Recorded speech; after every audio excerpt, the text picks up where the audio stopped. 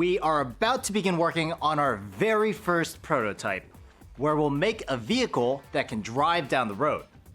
To do this, we will create a project for the first time, use the Unity interface for the first time, import assets for the first time, and navigate the 3D environment for the first time. That's a lot of firsts, but don't worry. We're going to take things one step at a time.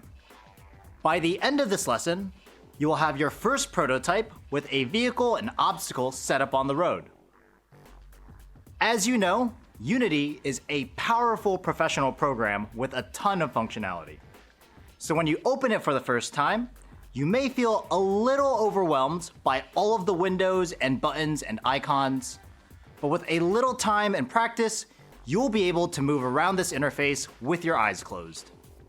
After you're familiar with the layout, one of the most important skills we'll work on is navigating and positioning objects in the scene view. The scene view is the interactive environment where you can design your world in 3 dimensions. When you put your vehicle in the scene, for example, you can move it side to side on the x-axis, up and down on the y-axis, or forward and back on the z-axis. You can also rotate objects around each one of these axes, scale them on each of these axes. You can even view your object on each axis.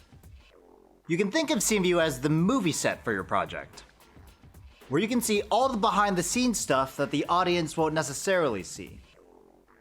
And just like a movie set, you have a camera in your scene that you can position to show the player exactly what you want.